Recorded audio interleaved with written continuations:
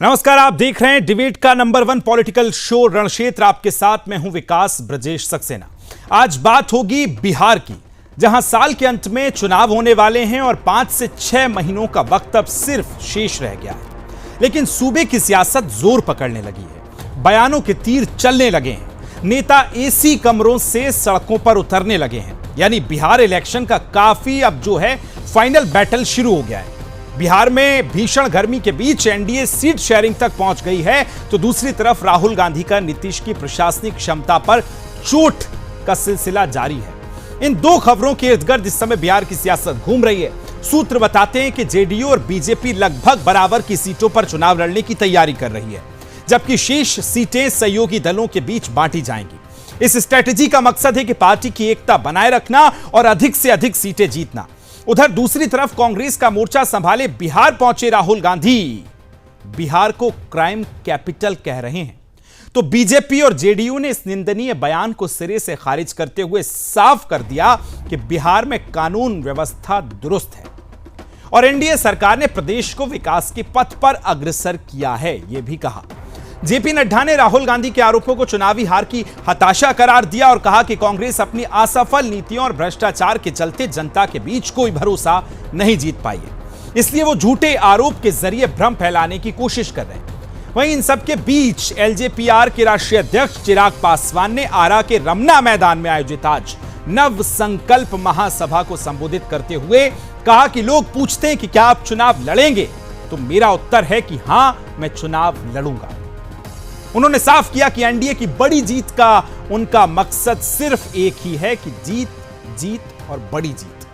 हालांकि बिहार में अभी पछुआ हवाओं ने मानसून का रास्ता कुछ दिनों के लिए रोक रखा है, लेकिन राजनीति फर्राटा भर रही है।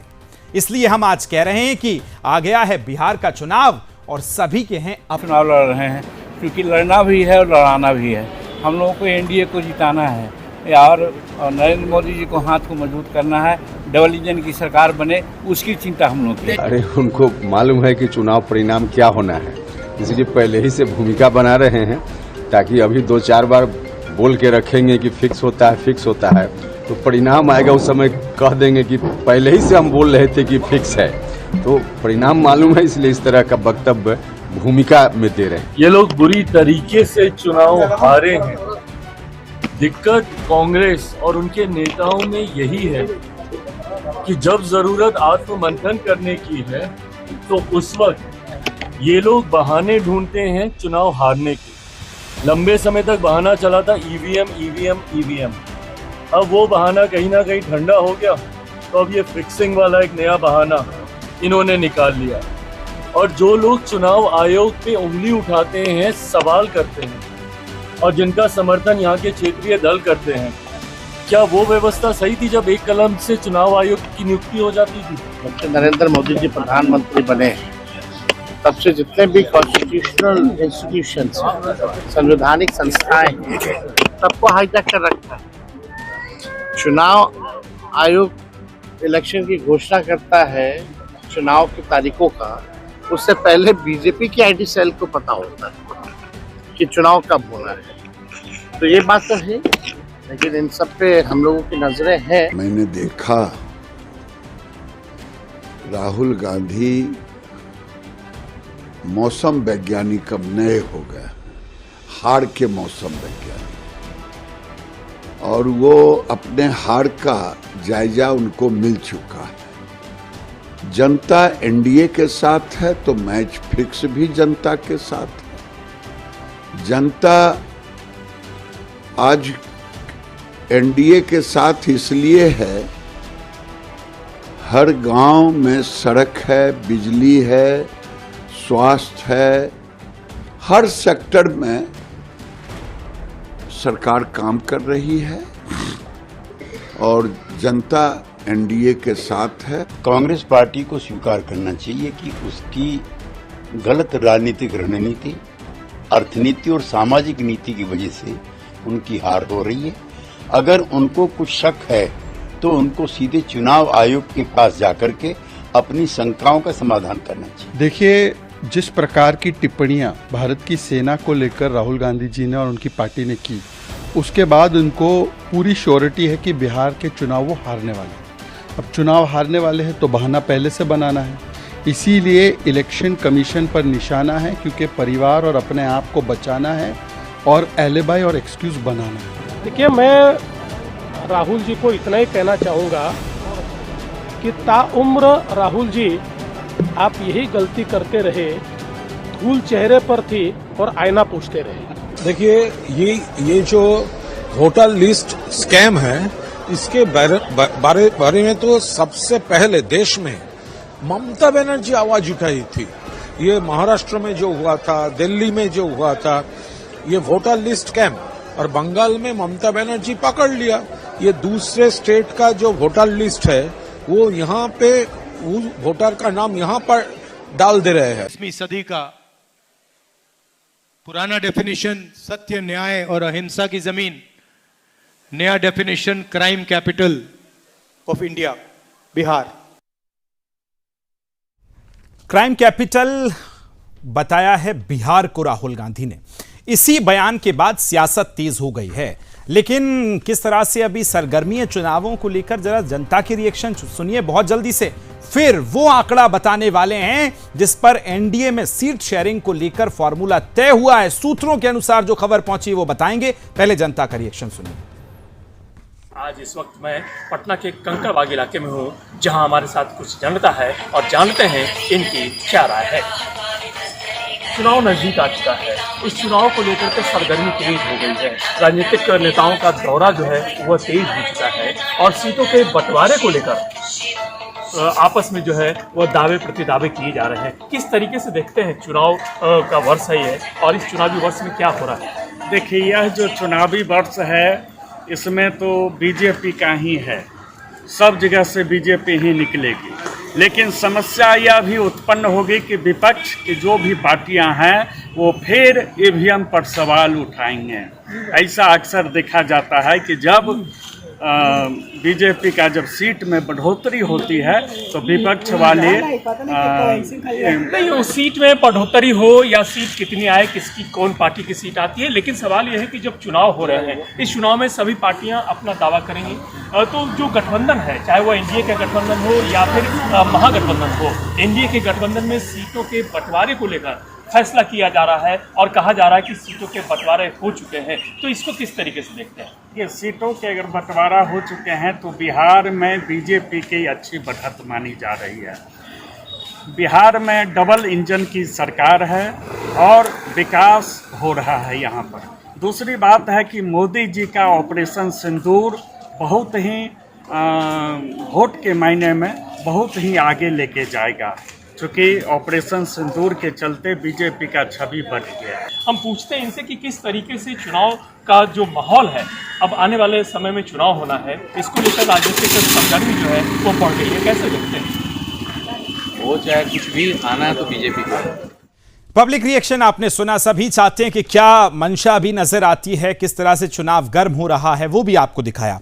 सबसे पहले मेहमानों का परिचय आपसे कराएंगे, उससे पहले क्या एनडीए का सीट फॉर्मूला हो सकता है, जो सूत्र हम तक पहुंचे हैं वो अब हम आपको दिखाने जा रहे हैं। आंकड़े आप देख रहे हैं। सबसे पहले सबसे बड़ी पार्टी, सबसे ज्यादा सीटें जो हैं वो हैं जेडीयू के खाते में जाती नजर आती हैं, यानी 102 से 103 सीटें जो हैं वो जेडीयू के खाते में जाती नजर आएंगी। भारतीय जनता पार्टी की अगर हम बात कर लें तो 101 से लेकर 102 सीटें जो हैं वो जाएंगी भाजपा के खाते में। एलजीपीआर अगर बात कर लें 25 से 28 सीटों का यहां पर उन्होंने दावा किया। हालांकि आज तो चिराग पासवान ने कह भी दिया कि सभी सीटों पर लड़ेंगे, वो भी उतरेंगे।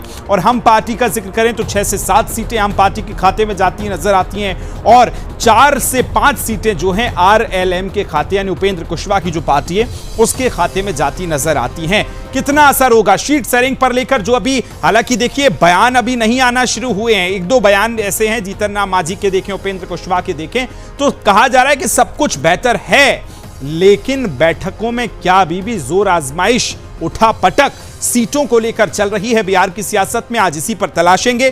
पैनल खोलता हूं, बहुत सारे मेहमान, बहुत खास मेहमान मेरे साथ इस चर्चा में शामिल होने के लिए जुड़ गए। सबसे पहले राहुल आनंद साहब हैं, भारतीय जनता पार्टी से बहुत बहुत स्वागत है आपका। धीरज कुशवाहा साहब जुड़ रहे हैं, जेडीयू से बहुत बहुत स्वागत है। विश्वनाथ मिश्रा जी जुड़ रहे हैं, राजनीतिक विश्लेषक हैं। डॉक्टर विभव झा हैं, एलजेपी से प्रवक्ता। गोपाल तिवारी साहब जुड़ रहे हैं, कांग्रेस पार्टी से प्रवक्ता हैं। और विजय कुमार जी आरजेपी से मेरे साथ जुड़ रहे हैं। बहुत बहुत स्वागत है। आरएलएम से मेरे साथ जुड़ रहे हैं, आप सभी का बहुत बहुत स्वागत है। चर्चा की शुरुआत और डिबेट की शुरुआत सबसे पहले राहुल आनंद साहब आपके साथ करना चाहता हूं। इस समय जो सीटें नजर आ रही हैं, जो सूत्र हमारे बता रहे हैं कि सब कुछ ठीक ठाक है, बैठकें चल रही हैं और सीट शेयरिंग को लेकर कोई भी उठापटक नहीं है, लेकिन विपक्ष कह रहा है कि जितना आसान और जितनी सीधी सुलझी राजनीति अभी सीट शेयरिंग पर नजर आ रही है उतनी है नहीं। सीधा सवाल, कितने तैयार हैं इस बार सीट शेयरिंग पर और एनडीए बिहार चुनाव को लेकर? देखिए, सबसे बड़ी बात यह है कि भारतीय जनता पार्टी ने, विकास जी, जब अपनी राजनीतिक यात्रा की शुरुआत की थी तो उन्होंने कहा था कि सबका साथ, सबका विकास, सबका सम्मान की बातें की थी। और जो हम 5 पांडव की जो बातें करते हैं और जो आप एक अनुमानित दर लगा रखे हैं कि सीटें इतनी मिलेगी, इस तरह से मिलेगी, तो ये शीर्ष नेतृत्व तो इसका फैसला लेगा। लेकिन फिलहाल तो यही है कि एक फिल्म के गाने की तरह अगर हम देखें तो ये निश्चित रूप से कह सकता है एनडीए कि चले थे साथ मिलकर, चलेंगे साथ लेकर। देखिए, यहाँ पे सबसे बड़ी बात यह है कि भारतीय जनता पार्टी और जो इनके एनडीए के जो अलायंस के जो जितने भी साथी हैं वो सारे लोग जनता के बीच में उपस्थित हैं और जनता के द्वारा चुने गए प्रतिनिधि के तौर पे आज वो सरकार चला रहे हैं। लेकिन यहाँ पर जो विकास की जो यात्रा है वो अनंत यात्रा की तरफ हमारी एनडीए का जो कारवां है वो निकल चुका है। कैसे, मैं आपको बताता हूं। आप 2005 के बाद हमारे अगर एनडीए के कारवां को देखिए तो निश्चित तौर पे हम लगातार अपने ग्राफ को बढ़ा ही रखे हैं, कभी हमने अपने ग्राफ को घटने नहीं दिया है। यही नहीं, इसके अलावा अगर आप बात कीजिए हर एक एंगल से अगर बात करके देखिए, चाहे वो सुरक्षा व्यवस्था के दृष्टिकोण से हो, चाहे वो स्वास्थ्य के दृष्टिकोण से हो, चाहे वो सड़कों के दृष्टिकोण से हो, चाहे वो ऊर्जा नियंत्रण के दृष्टिकोण से हो, चाहे वो प्रशासनिक स्तर के दृष्टिकोण से हो, तो चीजें वो लगभग क्लियर है। और अब लोग कभी भी बिहार आते हैं तो वो एक ऐसी यात्रा पे आते हैं जैसे लगता है कि जिस तरह से आप कभी किसी देश के किसी कोने से अगर आते हैं तो बिहार में खास करके जो सबसे ज्यादा चीज आकर्षित करती है वो करती है बिहार का छठ और बिहार की लिट्टी चोखे की जो स्वाद है। क्योंकि इसके पहले जब बिहार का जब मान की जब बातें की जाती है तो अक्सर मन छोटा हो जाया करता था। आज वो स्थिति नहीं है। आज बिहार के हर घर में, हर गांव में अगर देखें तो एक राजनीति होती है और उस राजनीति का स्तर शीर्ष नेतृत्व यानी कि दिल्ली तक नजर आता है। तो ये बिल्कुल सत्य है और बिल्कुल निष्पक्ष है कि भारतीय जनता पार्टी जो अपने 5 पार्टियों के साथ, चलिए लौट रहा हूं। धीरज कुशवाहा साहब, सवाल आपसे है कि चूंकि आपकी इस समय सरकार है, एनडीए की सरकार है, और आज जब राहुल गांधी कल पहुंचे तो उन्होंने सबसे पहले कहा कि क्राइम कैपिटल बिहार बनता जा रहा है, अपराध में बिहार बढ़ रहा है। क्या काउंटर है आपका सीट शेयरिंग पर? देखिए, बात करूंगा, चुनाव पर बात करूंगा, लेकिन बड़ा आरोप आपके मुख्यमंत्री और आपकी सरकार पर क्राइम कैपिटल कहा है राहुल गांधी ने। आप जानते हैं कि आजादी के बाद देश की जनता ने कांग्रेस पार्टी को मौका दिया। इन्होंने 50 साल तक भारत पर शासन किया और भारत को जो जातिवादी और धर्म में लड़ाकर और जो वोट साधने का जो ये लोग काम किए हैं, ये छिपा नहीं है किसी से। दूसरी बात बताते हैं, आप जानते हैं कि ये कांग्रेस वाले लोगों के शासन काल में बिहार में महाजंगल राज हुआ करता था। ये कहने वाली बातें नहीं है। और इनके सहयोगी जो आरजेडी वाली लोग हैं, ये लोग भी आप देखे होंगे कि इनके पार्टी के जो मुखिया हैं ये सजा याफ्ता तक रह चुके हैं। ये लोग नौकरी के बदले जमीन लेने वाले लोग हैं। इन्होंने बिहार का नाम इतना देश दुनिया के पटल पर खराब करने का काम किया है। आप जानते हैं कि बिहार जाना जाता था कि महावीर की धरती है, महात्मा बुद्ध की धरती है, अशोक की धरती है, राजनीतिक रूप से आप कह लीजिए जेपी की धरती है। तो आप देखिए, इन्होंने पूरे बिहार का नाम पूरे देश दुनिया के पटल पर इन्होंने एकदम परसेप्शन खराब करने का काम किया। क्योंकि बिहार के लोग बाहर जाते थे तो बोलना बंद कर दिए थे कि हम बिहारी हैं। लेकिन 2005 के बाद माननीय नीतीश कुमार जी के नेतृत्व वाली सरकार बनी, एनडीए की सरकार बनी, उसके बाद पूरे बिहार में विकास की गंगा बह रही है और सभी लोग अमन चैन के साथ काम कर रहे हैं। लेकिन देखिए, गांधी जी जो बातें कर रहे हैं जनता नहीं सुन रही है। तो आप जानते हैं कि राहुल गांधी जी बिहार पर फोकस कर रहे हैं और बिहार पर फोकस करने का एक ही है कि ज्यादा से ज्यादा सीटें कैसे आरजेडी वाले लोग दे दे। चूंकि है क्या ना कि आरजेडी के बैसाखी पर कांग्रेस बिहार में चलने का काम कर रही है, ये किसी से छिपा नहीं है। ये लोग कार्ड खेलने पर लगे हुए दलित महादलित का। देखिए, बिहार में माननीय नीतीश कुमार जी ने दलित महादलित, अति पिछड़ा या अन्य अल्पसंख्यक समाज के लिए भी इतना बढ़िया काम किया है कि सभी लोग माननीय नीतीश कुमार जी को आशा भरी निगाहों से देखते हैं और चाहते हैं कि 2025 में जो चुनाव होगा वो माननीय नीतीश कुमार जी ही फिर विराजमान हो, चूंकि एनडीए के सभी घटक दलों ने स्पष्ट कर दिया है कि 2025 में 225 और फिर से नीतीश और विपक्ष वाले सारे फिनिश, हम लोग ये बोलते आ रहे हैं। चलिए ठीक है, आपके पास लौटूंगा।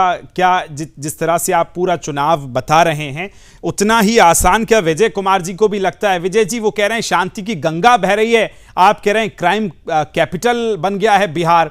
क्या इतना ही आसान है? और बिहार में जाकर जब देखिए आप चुनाव शंखनाद कर रहे हैं राहुल गांधी, तो क्या बेहतर नहीं होता कि इस बार आप किस एजेंडे के साथ उतर रहे हैं? क्या आपकी पॉलिसी है, क्या एजेंडा है, उसको लेकर उतरे? आप फिर वही ईवीएम वाली बात कर रहे हैं सर। विजय कुमार जी। जी नमस्कार जी, बोलिए। हाँ, बिहार में पूरा जो है से क्राइम आप लोगों से छुपा हुआ नहीं है, ये कहने की बात नहीं है। जिन्होंने सुशासनवाद का मतलब कि एक ये किया था जिसको आज भी सुशासन के रूप में बदल गया है जी। और इन लोगों ने जो कहते हैं कि जंगल राज की बात, तो जंगल राज की बात आज जंगल राज है या मंगल राज है? तो उन लोगों से तो पूछिए कि आज मंगल राज है, इसलिए मंगल राज समाप्त हो गया, जंगल राज नया शुरू हो गया है। अपने गर्मा में झांक करके देखें ये लोग कि जंगल राज है कि मंगल राज है। सर सवाल ये, चलिए ठीक है, देखिए आप क्राइम की बात कर रहे हैं, उस पर मैं लौटूंगा। मैंने सवाल ये किया कि जब आप चुनावी शंखनाद करते हैं, किसी स्टेट में चुनाव को लेकर रैली करते हैं, भाषण देते हैं, तो आप अपना एजेंडा रखते हैं, लेकिन आप फिर वही महाराष्ट्र हरियाणा वो वाली बातें कि ईवीएम में गड़बड़ी है और ईवीएम सही नहीं है। अभी तो चुनाव हुए भी नहीं है सर। ईवीएम में गड़बड़ी है कि नहीं है और बराबर ये होते रहा है कि नहीं होते रहा है, आप लोगों से भी छुपी हुई बात नहीं है। इसलिए सवाल अगर उठता है तो सवाल कभी कभी न्यायपालिका के द्वारा और आप लोग के भी द्वारा ये जो प्रश्न चिन्ह लगाया जाता है, तो जनता तो सब कुछ जानती है ना। और अरे सर, आप जिस आरोप की बात कर रहे हैं उसी आरोप पे चुनाव आयोग ने तो अपने तरफ से स्वतः संज्ञान ले लिया, जवाब मांग लिया, नोटिस दे दिया राहुल गांधी को कि भाई आप हमेशा बात करेंगे महाराष्ट्र में। अभी मौजूदा जो चुनाव हुए, चुनाव आयोग ने प्रेस कॉन्फ्रेंस की और कहा कि हम वेलकम करते हैं कि ऑफिशियल आप दीजिए कि यहां ईवीएम में गड़बड़ी थी, वहां आप दे नहीं रहे हैं और आप बिहार के पहले मंच से जाके कह रहे हैं कि ईवीएम खराब है। कैसे होगा सर फिर? इसलिए कहा जा रहा है कि महाराष्ट्र में, अन्य राज्यों में इन लोगों के द्वारा एक साजिश के तहत पहले से ही प्लानिंग बनाया जाता है और गड़बड़ियां की गई है। तो हम चुनाव से पहले ही सचेत चुनाव आयोग को, देश की जनता को, राज्य की जनता को सचेत करें, तो उसमें कोई गलत है क्या? इसलिए हम लोगों ने बताने का काम किया है। माननीय राहुल गांधी जी ने जो किया है, बताने का काम किया है और हमारे कार्यकर्ता और पूरे बिहार की जनता को सजग रहने का काम किया है। ठीक है, लौट रहा हूं आपके पास। पहले ओपनिंग कमेंट सभी के, फिर आ रहा हूं। विभव झा साहब, कैसे देखते हैं? आज तो हालांकि चिराग पासवान साहब ने कह दिया कि तमाम सीटों पर उतरेंगे, पूरी तैयारी है, सीट शेयरिंग को लेकर बात एकदम तैयार हो चुकी है। क्या सब इतना ही आसान, इतना ही सरल अभी नजर आता है? सब कुछ ऑल इज वेल है सर? जी, मैं बताना चाहूंगा आपको कि हमारी पार्टी ने एक तरीके से आज चुनावी शंखनाद का आज बिगुल जो है आराम में बजा दिया है। आने वाले समय में नवंबर में आप देखेंगे कि 225 पार जो एनडीए का नारा है, उसमें हमारी पार्टी एलजेपी आर की जो महत्वपूर्ण भूमिका रहने वाली है। और जहां तक आप लोग सीट शेयरिंग के बारे में बता रहे हैं, वो बड़े नेताओं का आपस में एनडीए गठबंधन आपस में घटक दल बैठेंगे 25 से 28 के लिए। हम लोग जो हम एक्सेप्ट नहीं अभी कर सकते, वो बड़े नेता आपस में तय करेंगे, क्योंकि देखिए 5 लोकसभा सीट पर हम लोग जीत के आए हैं। तो बिहार में आप देखेंगे एक लोकसभा पे जो है 6 विधायक हैं, तो 6×5 30 तो हम लोगों के ऐसे ही बनते ही हैं, क्योंकि आप लोग जो लगातार फ्लैश में दिखा रहे हैं 25 से 28 30 तो हम बनते ही हैं। हम तो मिनिमम जो है 40 की डिमांड कर रहे हैं, बाकी बड़े नेता आपस में तय करेंगे। लेकिन आज जो आपको मैं बताना चाहूंगा कि आरा में जो हमारे नेता आदरणीय चिराग पासवान जी ने चुनावी बिगुल का शंखनाद जरूर बजा दिया है, जिसका रिजल्ट आपको 2-3 महीने के बाद जो है दिखेगा। ठीक है गोपाल तिवारी साहब, सवाल मेरा वही आपसे जो मैंने विजय जी से किया कि सब कुछ ऑल इज वेल नजर आता है और कांग्रेस जिस अभी स्ट्रेटेजी के साथ उतर रही है चुनाव में, आपने पहले मंच से क्राइम कैपिटल कहा और उसी के साथ कहा कि बिहार को लेकर खास तौर पर आपने 2-3 ईवीएम को लेकर बातें की हैं। क्या आपको लगता है कि अभी भी अपराध और क्राइम में जो बिहार की स्ट्रेटेजी है और मंच से ये बात बिल्कुल स्पष्ट है कि आज देश में, मैं बिहार की बात नहीं कर रहा हूं, बल्कि देश में हेडलाइन वाली सरकार है, हेडलाइन वाली सरकार नहीं है। इन्होंने बीते 10-11 सालों में हर मंच से हेडलाइन बनाने का काम किया। कभी किसी भी मुद्दे के लिए, कभी किसी भी जो है काम के लिए, कभी किसी भी योजना के लिए इन्होंने डेडलाइन कभी भी तय नहीं की। रही बात बिहार की, क्योंकि ये पूरी बहस बिहार के संबंध में हो रही है। आज बिहार में भ्रष्टाचार, आज बिहार में महिलाओं के प्रति शोषण, आज रोजगार मांगने वाले युवाओं के ऊपर अत्याचार किस कदर हो रहा है, ये किसी से छिपा नहीं है। आज ये विकास की गंगा बह रही है। अभी हमारे साथी कह रहे थे धीरज कुशवाहा जी, इनको मैं बताना चाहता हूं कि अभी 4 दिन भी नहीं बीते हैं, मुजफ्फरपुर की एक 9 घंटे तक अस्पताल तड़पती रही, उसको एक बेड मुहैया नहीं करा सकी। प्रदेश अध्यक्ष वहां खड़े रहे 5 घंटे तक, तब जाकर के उसको एक बेड दिला पाए, लेकिन हम बचा नहीं पाए उसको। और ये बात करते हैं विकास की गंगा में रही। ठीक है, इस पे मैं जवाब लूंगा। राहुल आनंद साहब से लौट रहा हूं। विश्वनाथ दादा, आपसे ही शुरुआत करता हूं। इस पूरे, हालांकि बहुत बारीकी से आप नजर रखे हैं बिहार के चुनावों पर, लेकिन अभी जो पिछले 1-2 दिन में घटा है, राहुल गांधी का पहुंचना, पीएम का मंच से संबोधन, आज चिराग पासवान का उतरना, तेजस्वी के बयान, क्या नजर आ रहा है सर? किस दिशा में अभी तक चुनाव देख पा रहे हैं? थैंक यू विकास जी। जी देखिए, बिहार में चुनाव का बिगुल फूंका जा चुका है। विधानसभा चुनाव की तैयारियां शुरू हो गई हैं। प्रधानमंत्री मोदी एक तरीके से जब चीजों को लेकर जाते हैं एक नए टेम्परामेंट पर, तो विपक्ष ने भी उसी तरीके से सोचा कि उसी पैरामीटर्स पर जवाब दिया जाए, लेकिन शायद कहीं थोड़ा सा गलती कर गए। राहुल जी को कुछ इश्यूज को उठाना चाहिए था जो वाकई बिहार को टच करते हैं। जब आप उन इश्यूज को उठाते हैं तो लोग आपसे जुड़ते हैं और आपको सहयोग मिलता है। जिस तरीके से उन्होंने बिहार को क्राइम कैपिटल बताया, लोगों में गुस्सा होगा, लोग नाराज होंगे। क्यों? बिहार जिस जंगल राज के लिए जाना जाता है, वो उसके लिए केवल लालू जी जिम्मेदार नहीं थे। उसमें एक लंबे अरसे तक कांग्रेस भी बराबर की जिम्मेदार रही है। दोनों सत्ता में बराबर के साझीदार रहे। एक समय तक केंद्र में आप मदद करते थे, तो एक गठजोड़ चलता रहा। यानी जब उस बिहार को अराजकता की ओर धकेलने में कांग्रेस का भी योगदान रहा है। और ये हमारे आपके कहने या न कहने से कोई फर्क नहीं पड़ेगा जी।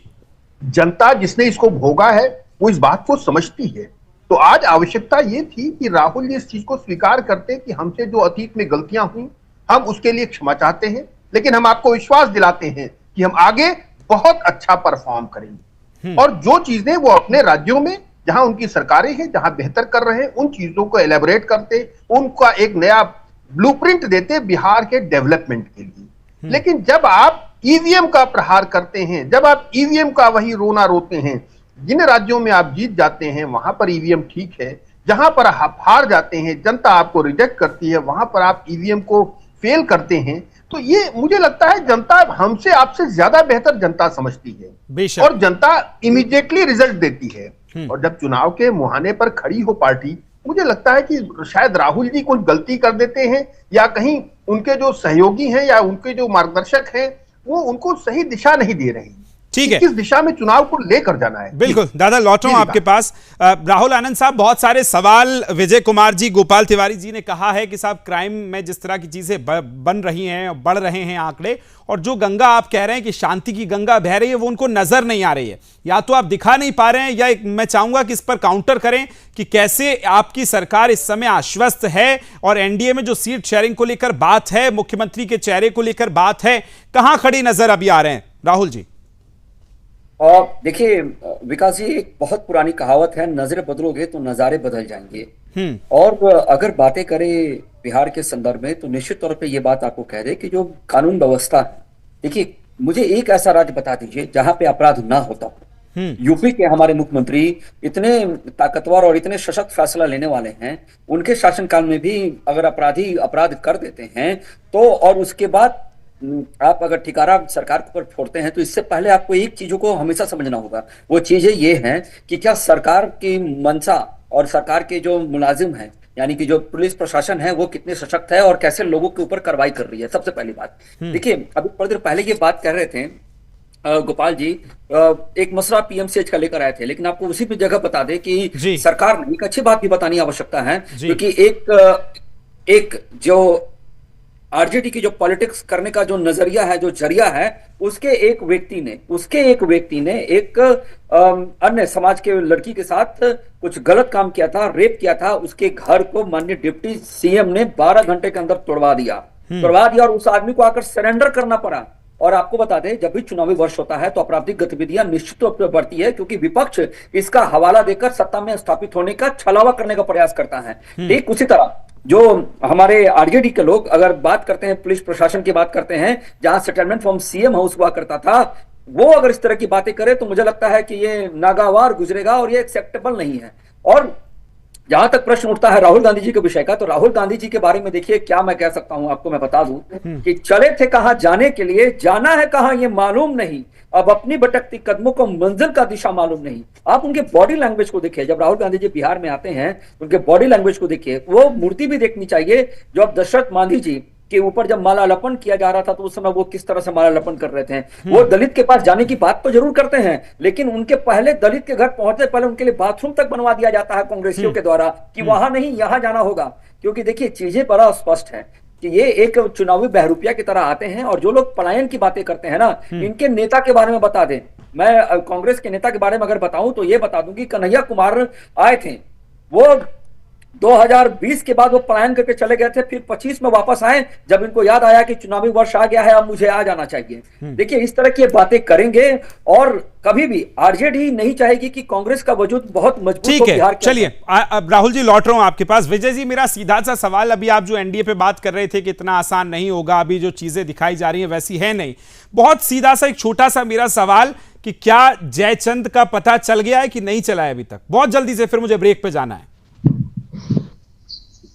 अब पता चल गया है, बिहार की जनता भी जान रही है। कौन है बताइए ना, हम भी नाम जानना चाहते हैं। विश्वनाथ जी और मैं तो इंतजार कर रहे हैं कि वो जयचंद का नाम पता चले। ये खुल जाएगा, पता खुल जाएगा। आप लोग सब जान रहे हैं उसको, आप लोग खोलना नहीं चाह रहे हैं। अरे मैं तो सुनने ही बैठा हूं। ठीक है, चलिए ब्रेक के लिए मैं थोड़ा समय आपको दे देता हूं, सोच लीजिए। ब्रेक के बाद आऊंगा तो फिर इस पर चर्चा जारी रहेगी। बहुत छोटा सा ब्रेक।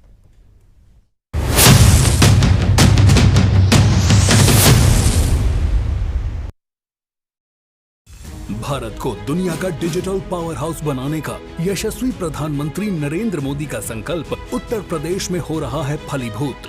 माननीय मुख्यमंत्री योगी आदित्यनाथ की दूरदर्शी सोच की वजह से आईटी हब के रूप में गौतम बुद्ध नगर, एआई और मशीन लर्निंग में लखनऊ, रोबोटिक्स में कानपुर एवं engineering research and development city के रूप में वाराणसी और प्रयागराज का हो रहा है विकास। 9 शहरों में सॉफ्टवेयर टेक्नोलॉजी पार्क, जेवर में 3700 करोड़ के निवेश से semiconductor unit, 7 centre of excellence, 70 incubators और 6 विभागों के माध्यम से 10 लाख लोगों का एआई स्किल्ड वर्कफोर्स तैयार किया जा रहा है।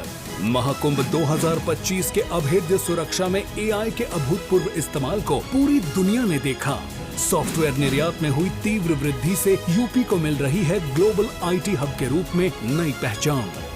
काम दमदार, डबल इंजन सरकार।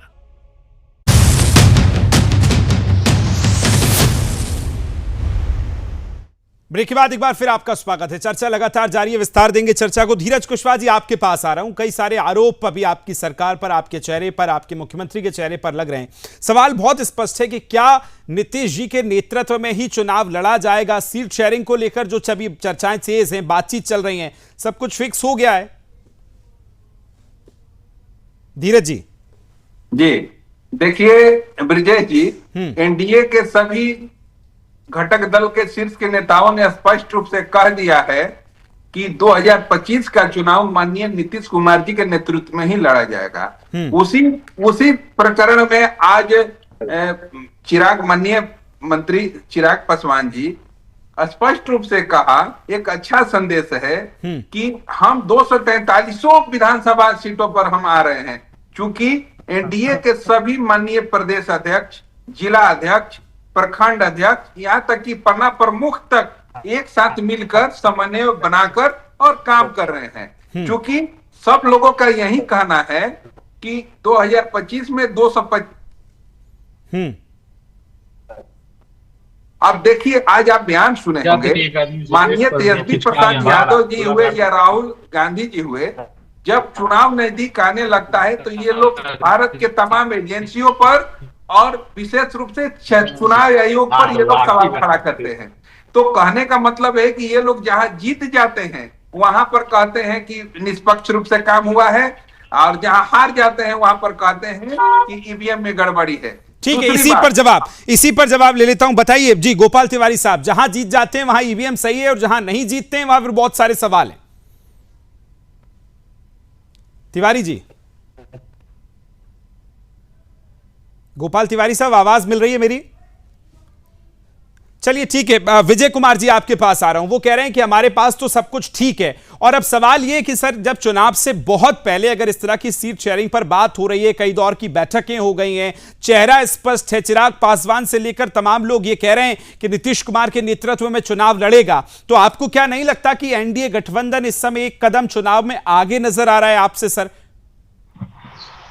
देखिए, सवाल ये है कि आप लोगों ने भी सुना होगा कि चिराग जी को बिहार याद कर रहा है, चिराग जी को बिहार का लोगों को पसंद आ रहे हैं।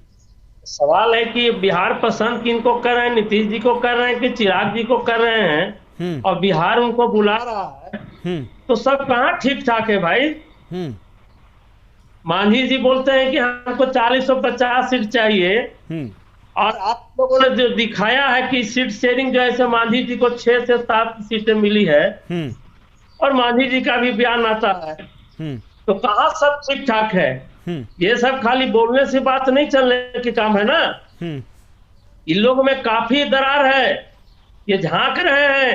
गठबंधन की अभी तो समय बहुत लंबा है, चिंता करने का कीजिए, कोई जरूरत नहीं है, क्योंकि एनडीए आपस में इंटैक्ट है और सभी लोग मिलकर काम कर रहे हैं। इनके घटक लोग गिरेंगे जी।